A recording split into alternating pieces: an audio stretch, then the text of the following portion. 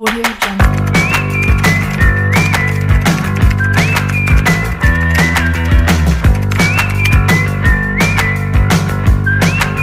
Audio Jungle.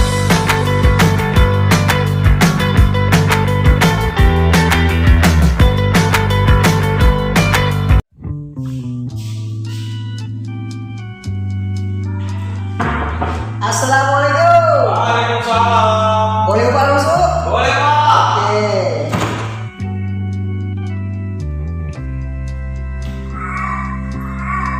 Apa kabar anak sekalian? Baik, Pak. Alhamdulillah. Aduh, ini cuaca ini panas. Panas dingin. Nah, seperti biasa, sebelum kita memulai pembelajaran, silakan meminta doa untuk kelas. Oke, teman-teman sekalian, sebelum memulai pembelajaran pada pagi hari ini, marilah kita berdoa. Berdoa, mulai. A'udzubillahi minasyaitonirrajim. Bismillahirrahmanirrahim. Alhamdulillahirabbil alamin. Arrahmanirrahim. Maliki yaumiddin. Iyyaka na'budu wa iyyaka nasta'in. Ihdinas siratal mustaqim. Siratal ladzina an'amta 'alaihim ghairil maghdubi 'alaihim waladdallin. Amin. Bismillahirrahmanirrahim. Rabbi billahi rabba wa bil islam dina wa bil muhammadin nabiyya wa rasulah. Rabbi zidni ilma warzuqni fahma. Amin ya rabbal alamin. Tolong ini ketua kelas, bantu Bapak siapkan di fokus ini. Ya, Pak. Oke. Salam ya.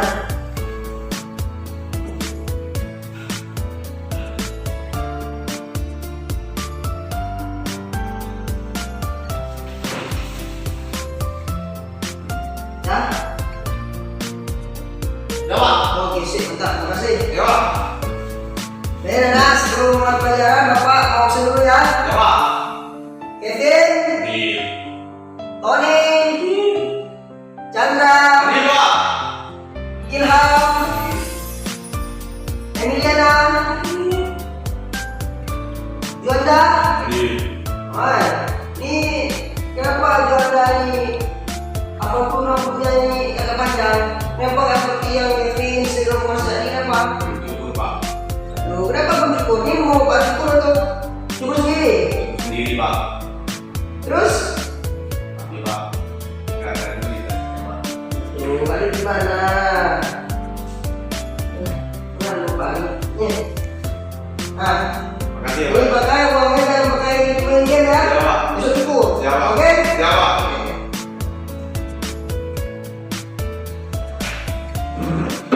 Baik, anak sekalian, hari ini kita akan mempelajari materi tentang sejarah masuknya Islam ke Indonesia, Pak. Indonesia. Nih, sebagaimana yang udah Bapak contohkan Bapak tampilkan di fokus pembelajaran ini lihat di depan.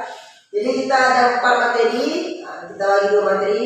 Minggu pertama ini materi 1 dan materi 2 terlebih dahulu kita Ya. bahas, oke? Oke, Pak.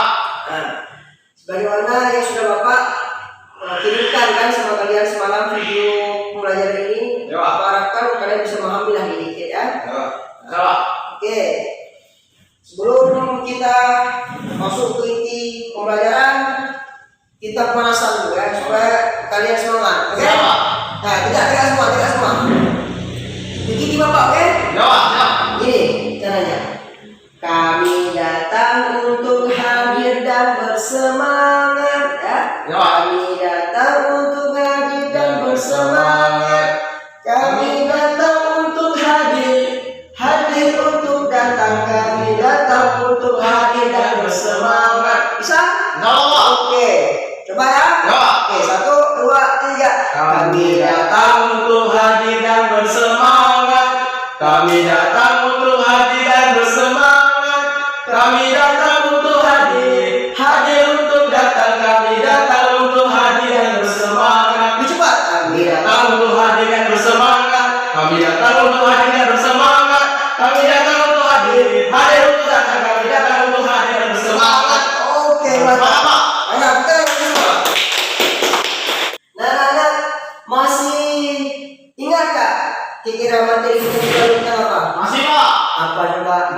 modernisasi Pak.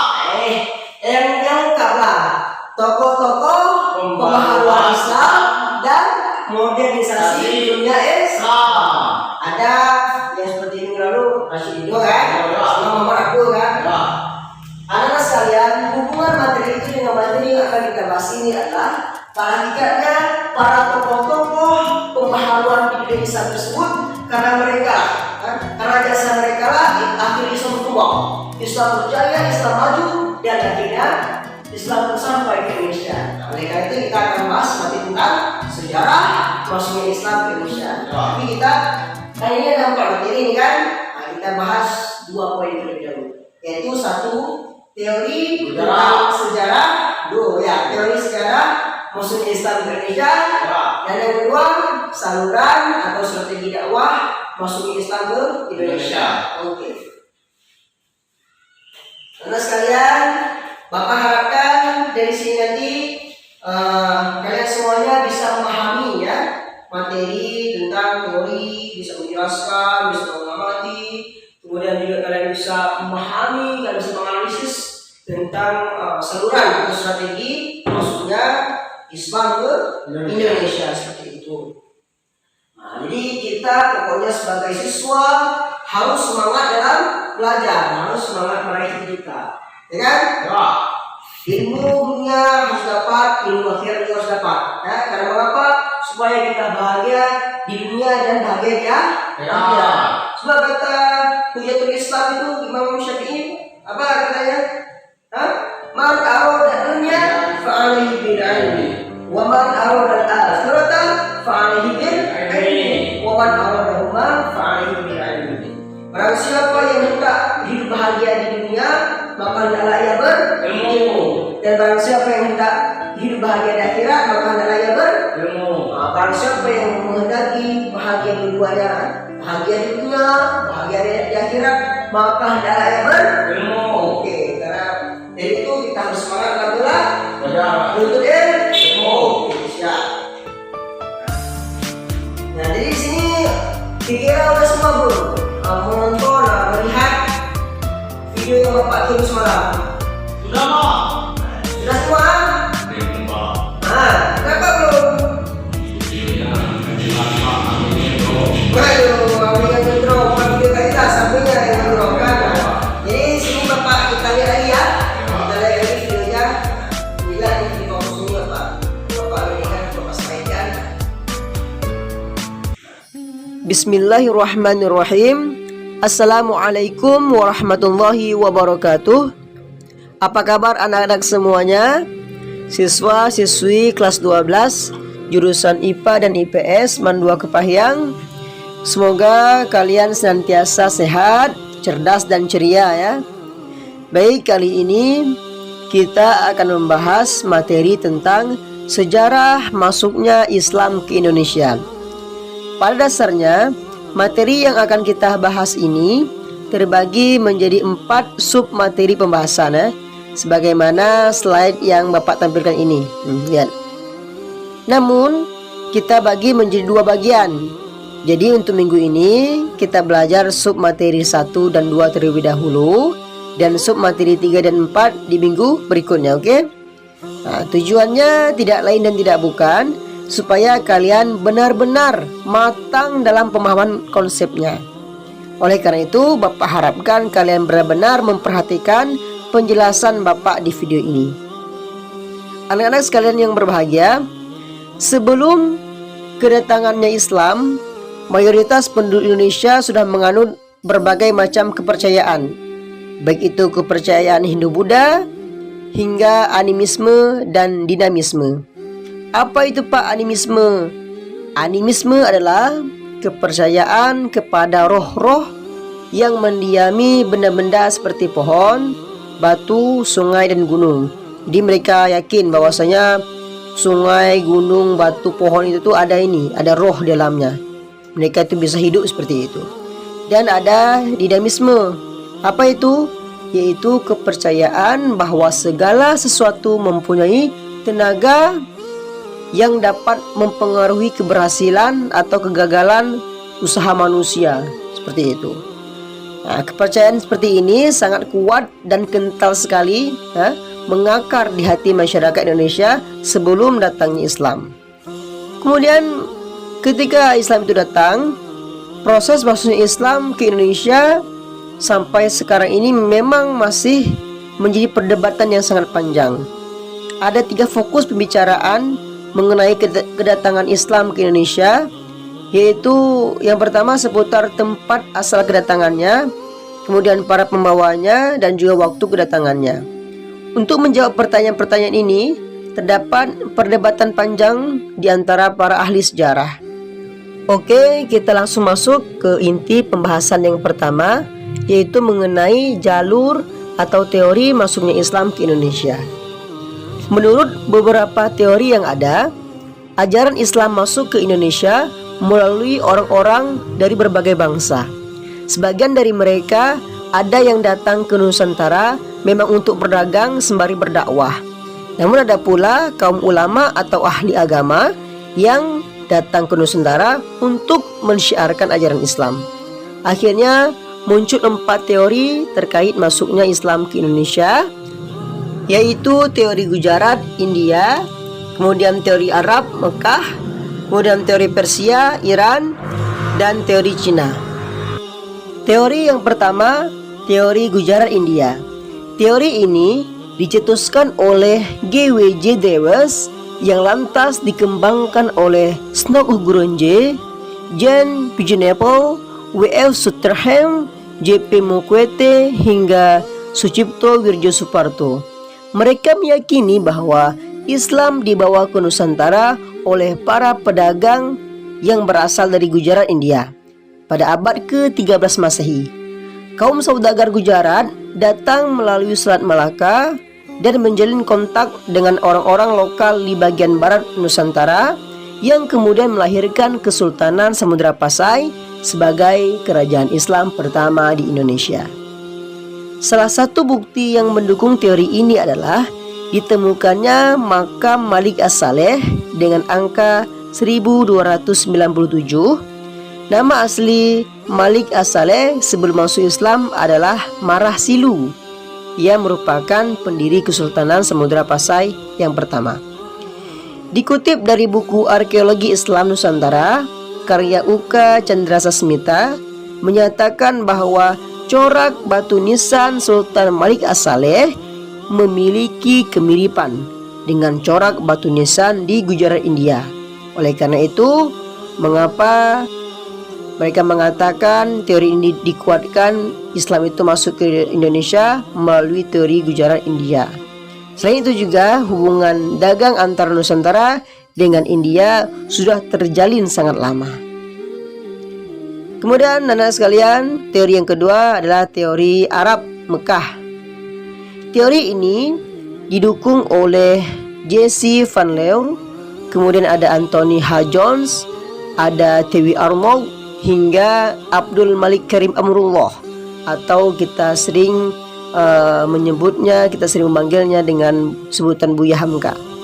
Menurut Buya Hamka, Islam sudah menyebar di Nusantara sejak abad 7 Masehi. Hamka dalam bukunya yang berjudul Sejarah Umat Islam menjelaskan salah satu bukti yang menunjukkan bahwa Islam masuk ke Nusantara dari orang-orang Arab adalah adanya naskah kuno dari Cina yang menyebutkan bahwa sekelompok bangsa Arab telah bermukim di kawasan pantai barat Sumatera pada tahun 625 Masehi. Di kawasan yang pernah dikuasai kerajaan Sriwijaya itu juga ditemukan nisan kuno bertuliskan nama Syekh Rukunuddin yang wafat tahun 672 Masehi. Teori dan bukti yang dipaparkan Hamka tersebut didukung oleh T.W. Arnold yang menyatakan bahwa kaum saudagar dari Arab cukup dominan dalam aktivitas perdagangan ke wilayah Nusantara. Sebagian dari pedagang Arab tersebut kemudian menikah dengan warga lokal dan membentuk komunitas Muslim yang kemudian mereka bersama-sama melakukan kegiatan dakwah hingga ke penjuru-penjuru Nusantara yang lainnya. Teori yang ketiga yaitu teori Persia Iran. Teori ini menyatakan bahwa Islam masuk ke Indonesia itu pada abad ke-13 Masehi. Nah, jadi sama seperti teori Gujarat India tadi. Teori ini didukung oleh Umar Amir Hussein dan Hussein Jajadiningrat.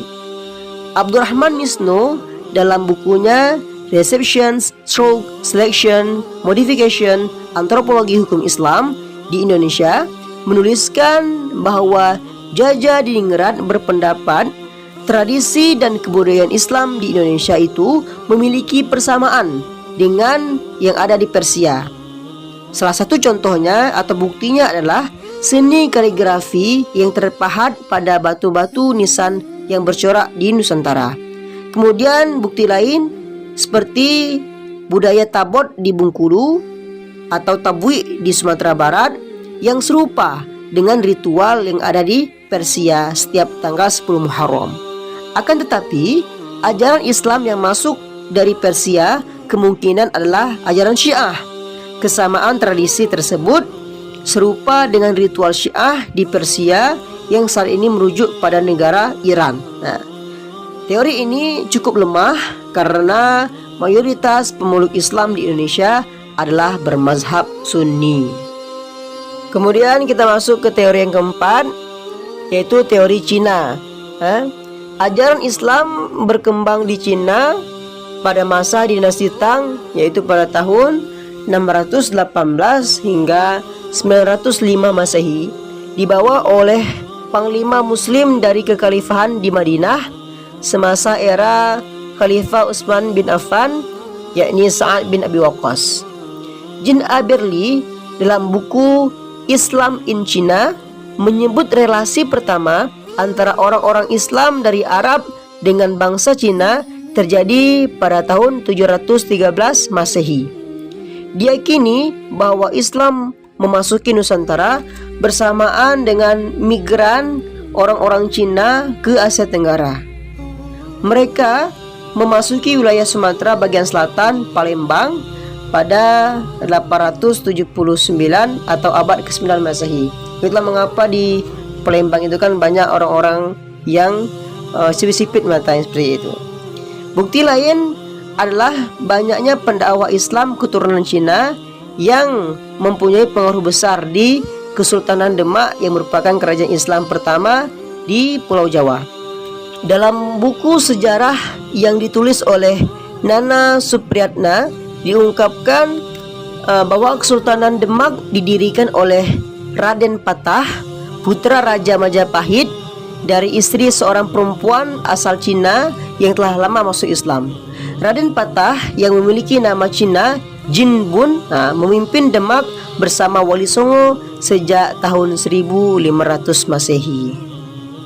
Itulah keempat teori yang sangat populer mengenai jalur masuknya Islam ke Indonesia. Kemudian kita masuk pada submateri pembahasan yang kedua mengenai saluran atau strategi dakwah Islam di Indonesia.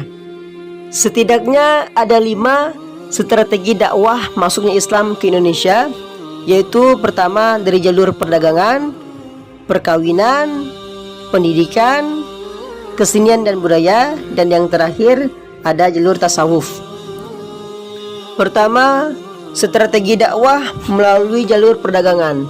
Berdasarkan data sejarah, perdagangan merupakan media dakwah yang paling banyak dilakukan oleh para penyebar Islam di Indonesia.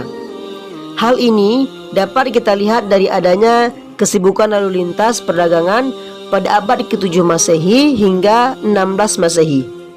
Jalur ini dimungkinkan karena orang-orang Melayu telah sangat lama menjalin kontrak dagang dengan orang-orang Arab.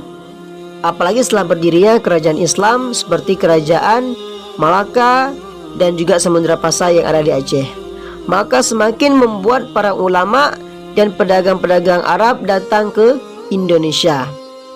Dan disepakati juga bahwa 4 teori tadi, baik itu teori Gujarat India ataupun teori Mekah, teori Persia dan juga teori Cina, sepakat bahwasanya jalur utama masuknya Islam ke Indonesia daripada 4 teori tersebut adalah melalui jalur perdagangan yang pertama sekali. Kemudian yang kedua, strategi dakwah melalui jalur perkawinan. Proses penyebaran Islam di Indonesia juga banyak dilakukan melalui pernikahan antara pedagang muslim dengan wanita Indonesia. Jalur perdagangan internasional yang dikuasai oleh para pedagang muslim menjadikan para pedagang Islam memiliki kelebihan secara ekonomi. Para pedagang muslim yang tertarik dengan wanita-wanita Indonesia kemudian ingin menikahinya, mengisyaratkan agar para wanita tersebut harus memeluk Islam terlebih dahulu sebagai prasyarat dalam sebuah pernikahan. Karena dalam Islam tidak diperbolehkan pernikahan dengan orang yang berbeda agama. Dan para penduduk lokal pun tidak keberatan dengan hal tersebut. Nah, melalui pernikahan ini, maka menjadikan penganut agama Islam semakin banyak. Apalagi jika pernikahan terjadi antara keluarga bangsawan dengan keluarga saudagar muslim, tentu akan semakin menguatkan posisi tawar mereka di masyarakat. Sebagai contoh, pernikahan antara Raden Rahmat atau Sunan Ampel dengan Nyai Manila dan Raja Brawijaya V dengan Putri Campa dan lain sebagainya. Kemudian, strategi dakwah masuknya Islam ke Indonesia yang ketiga yaitu melalui jalur pendidikan. Para alim ulama banyak mendirikan lembaga-lembaga pendidikan Islam. Salah satu lembaga pendidikan Islam yang menjadi ciri awal penyebaran Islam adalah pesantren.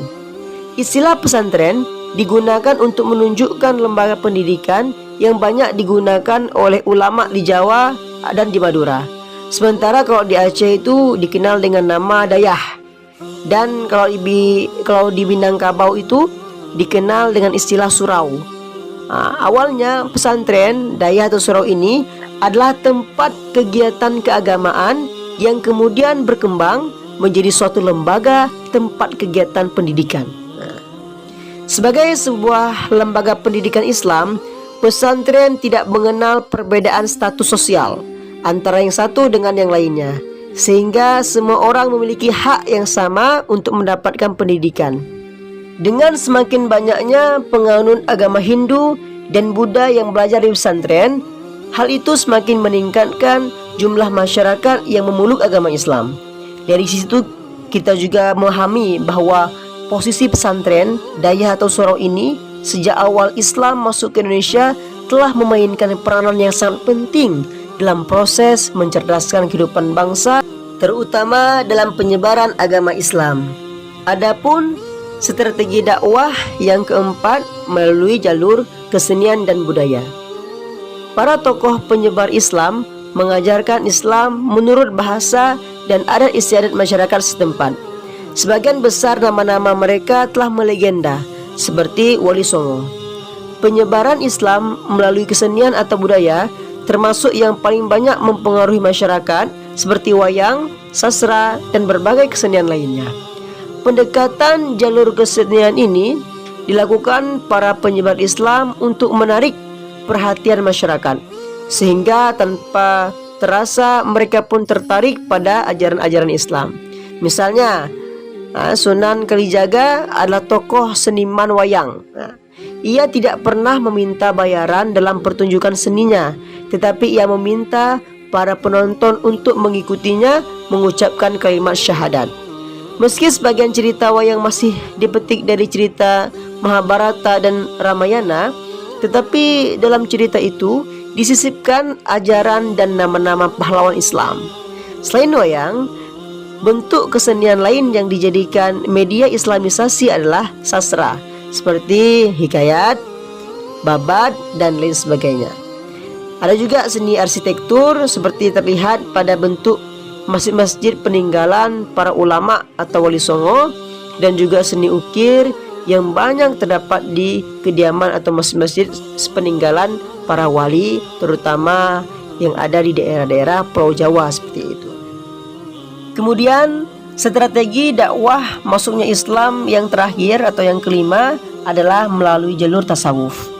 Para pelaku tasawuf atau sufi umumnya adalah seorang pengembara. Mereka dengan sukarela mengajarkan penduduk lokal tentang berbagai hal. Mereka juga sangat memahami persoalan para penduduk lokal dari berbagai sisi kehidupan. Para sufi memiliki sifat dan budi pekerti yang luhur sehingga memudahkan mereka bergaul dan memahami keadaan masyarakat. Mereka memahami problem kemiskinan dan keterbelakangan, sekaligus juga memahami kesehatan spiritual masyarakat setempat. Para sufi juga memahami hal-hal yang magis yang digandrungi oleh masyarakat penganut paham animisme dan dinamisme kala itu. Hal ini menjadikan para sufi mampu melihat celah yang dapat dimasuki ajaran-ajaran Islam. Dengan tasawuf, bentuk ajaran Islam yang disampaikan kepada penduduk pribumi dapat dengan mudah masuk ke dalam alam pikiran mereka. Di antara para tokoh-tokoh sufi yang memberikan ajaran Islam kepada masyarakat seperti Hamzah Fansuri dari Aceh, kemudian ada Syekh Lemah Abang, dan juga ada Sunan Panggung dari Jawa. Nah, itulah anak-anak sekalian, 2 sub materi pembahasan yang telah Bapak jelaskan, yaitu tentang teori kedatangan Islam ke Indonesia dan juga strategi dakwah Islam di Indonesia. Disepakati bahwa Islam itu masuk secara berangsur-angsur dan bukan dengan cara peperangan apalagi penjajahan. Namun agama Islam berkembang dan tersebar di Indonesia justru dengan cara yang damai dan persuasif berkat kegigihan para alim ulama. Baiklah, demikian saja penjelasan dari Bapak. Kalau ada hal-hal yang masih bingung, yang belum dipahami oleh anak-anak sekalian, mohon dipersiapkan saja pertanyaannya supaya nanti bisa diajukan sewaktu kita tatap muka. Oke, pokok sekayu daun selasih. Cukup sekian dan terima kasih. Anak ayam lompat-lompat, semoga bisa bermanfaat. Bang Haji menjahit kopiah, neneknya menjahit sepatu. Wabillahi taufiq wal hidayah. Wassalamualaikum warahmatullahi wabarakatuh. Nah, jadi anak-anak, itulah video yang Bapak buat. Bapak kirimkan semalam kan. Nah, perhatikannya sejarah masuknya Islam Indonesia ini kita bagi menjadi 4 sub materi kan. Dan kita minggu pertama ini kita bahas 2 materi saja, yaitu tentang teori masuknya Islam ke Indonesia dan juga saluran atau strategi masuknya Islam ke Indonesia. Pada hakikatnya Islam itu masuk ke Indonesia pertama sekali di mana? Pulau Sumatera. Pulau Sumatera. Kemudian berwilayah kerajaan-kerajaan Islam, ya kan, seperti itu. Para ulama, para mubalik bersemangat mendirikan lembaga sehingga sampai kembali ke Sumatera hingga sampai ke pulau lainnya, Pulau Jawa, Pulau Kalimantan, Sulawesi, Papua, Nusa seperti itu. Ya kan? Pada akhirnya fokus pembicaraan tentang Islam Indonesia ini berkisar pada 3 tema, yaitu disebutkan asal kedatangannya, kemudian para pembawanya, dan juga waktu kedatangannya. Jadi anak-anak, materi yang pertama ini teori masuk Islam Indonesia ada 4 yang sangat populer, ya kan? 4 teori yang sangat populer. Dia di fokus itu fokus. Ada yang pertama teori Gujarat, ya kan? Dipopulerkan oleh seorang orang dari Belanda, Stephen J namanya, yang mengatakan bahwasanya Islam itu masuk ke Indonesia melalui Gujarat, dari Gujarat India seperti itu, ya kan? Dibawa oleh para pedagang Arab yang pertama, namun mereka singgah ke Gujarat India, akhirnya dari Gujarat India ke Indonesia, sehingga seluruh media mengatakan bahwasanya Islam itu masuk ke Indonesia melalui Gujarat India, sehingga di sana para pedagang Arab seperti itu. Kemudian yang kedua juga teori yang sangat kuat ini, yaitu teori Arab, ya kan? Jadi dia mengatakan bahwasanya Islam itu masuk ke Indonesia di awal lagi, bukan abad ke-13 tapi abad ke-7 bahkan. Abad ke-7 langsung dari Arab, langsung dari Mekah seperti itu. Jadi teori yang ini sangat-sangat kuat karena banyak dikuatkan oleh beberapa ahli. Kemudian ada teori Persia yang ketiga. Pencetus teori ini adalah Hussein Jajadiningrat. Teori ini menitik beratkan pada aspek kebudayaan yang hidup di kalangan masyarakat Indonesia yang dianggap mempunyai kesamaan dengan orang-orang Persia pada saat itu. Nah, kemudian yang keempat, anak-anak sekalian, teori yang keempat yaitu teori Cina. Teori Cina ini mengatakan bahwasanya Islam ini masuk ke Indonesia pada abad ke-7 juga, sama seperti teori Arab, sama seperti teori Arab, dan dibawa oleh para saudagar dari Cina. Sumanto Al-Qurtubi dalam bukunya Arus Cina Islam Jawa mengatakan bahwa menurut kronik atau sumber luar negeri pada masa dinasti Tang di era Kanton, Zhangzhou, Guangzhou dan pesisir Cina bagian selatan telah terdapat sejumlah pemukiman Islam seperti itu yang ada di sana, sehingga masuknya Islam ke Indonesia itu pada abad ke-7. Dan materi yang kedua yaitu tentang strategi atau saluran dakwah Islam ke Indonesia. Tidak bisa kita pungkiri lagi bahwasanya masuknya Islam ke Indonesia itu yang pertama melalui jalur perdagangan, ya kan? Melalui jalur perdagangan. Jadi memang tidak tahu kita spesifik yang mana, ya kan, teori dari 4 teori tadi itu. Bapaknya ketiga ya. Ini agak sakit tinggal.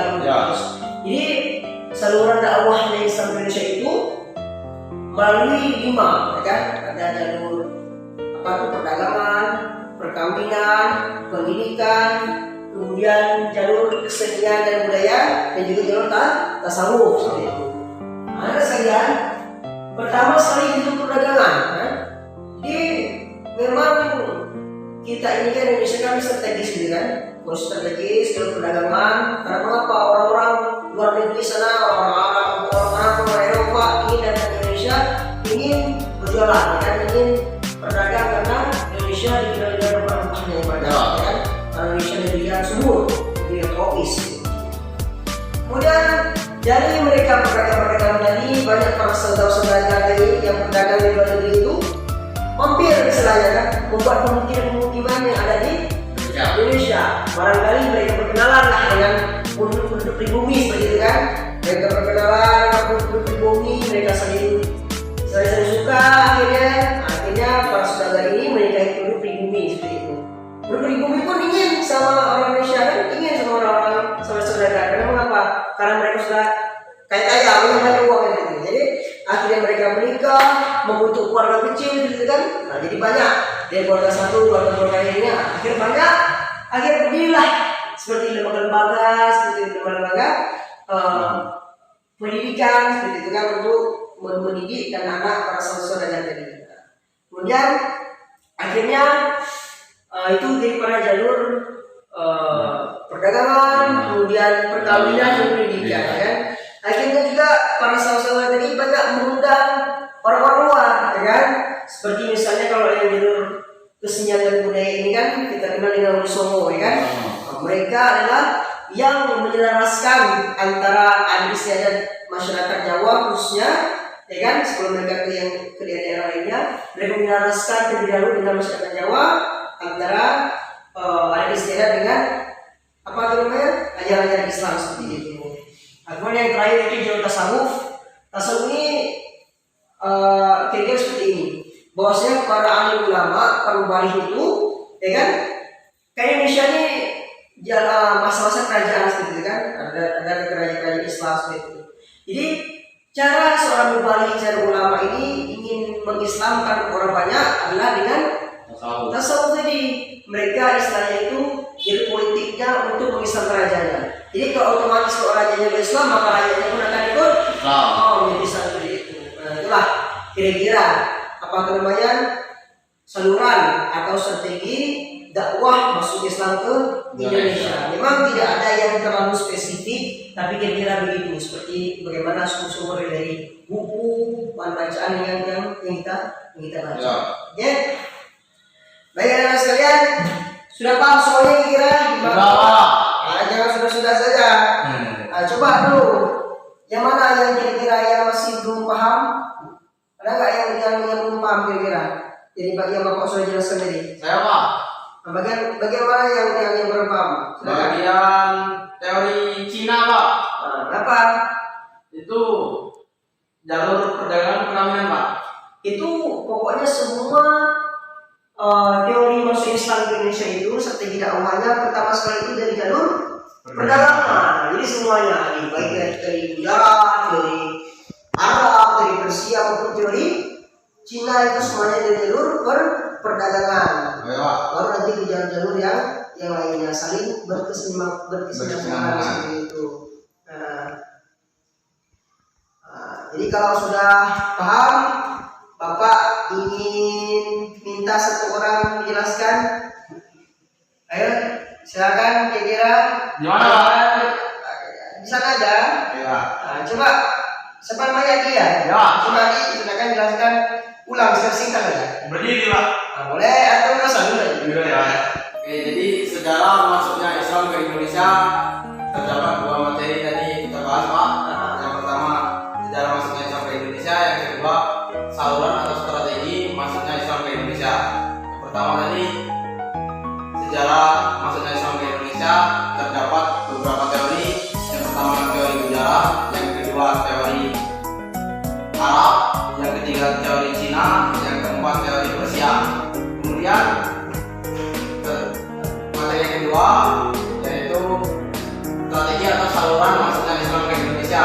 Terdapat 5 teori. Yang pertama teori perdagangan, yang kedua teori perkawinan, yang ketiga teori pendidikan, yang keempat teori seni budaya, yang kelima teori tasawuf. Itu, Pak. Terima kasih, Pak. Sudah. Jadi pada kita itu bukan teori ya, maksudnya itu saluran. Saluran, ya. Oke, jadi tidak apa-apa. Bagus, betul itu. Jadi tidak sia-sia kok jelaskan. Tidak sia-sia. Sudah mantap betul. Nah, jadi minggu ini pertemuan kali ini kita bahas dua materi dulu kan. Ya. Nanti minggu depan kita bahas dua materi lagi kan. Masih ada 2 tuh kan? Ya. Masih ada 2 lagi materi yang belum kita bahas. Yaitu tentang fase-fase masuknya Islam ke Indonesia dan perkembangan Islam ke Indonesia. Jadi udah itu nanti kita minggu depan udah bahas 2 materi itu kita langsung latihan, oke? Ya. Latihan supaya Bapak ingin mengukur sebagaimana kemampuan kalian. Ya, Pak. Oke? Ya. Oke, anak sekalian, terima kasih sudah mengikuti pembelajaran Bapak hari ini. Kira ada pertanyaan lagi nggak? Kira? Tidak, Pak. Nanti kesal lupa nanya. Aduh, misal aku tidak pertanyaan sama Bapak ini. Kira gimana? Sudah semua, insya Allah ya? Sudah, Pak. Sudah paham ya tentang Paham, Pak. Islam ke Indonesia dan juga saluran masuk Islam ke Indonesia. Oke, kalau tidak ada lagi, kita tutup dengan mengucapkan lafaz Alhamdulillahirabbil alamin dan membaca doa kafaratul majelis. Subhanakallahumma wa bihamdika asyhadu an la ilaha illa anta astaghfiruka wa atubu ilaik. Demikian, wassalamualaikum warahmatullahi wabarakatuh. Waalaikumsalam warahmatullahi wabarakatuh. Oke, coba kalau Bapak lagi Ya, Pak. masukin kertas yang fokusnya dia. Ya, Pak. Fokusnya dia. Pak. Dan kali, Pak.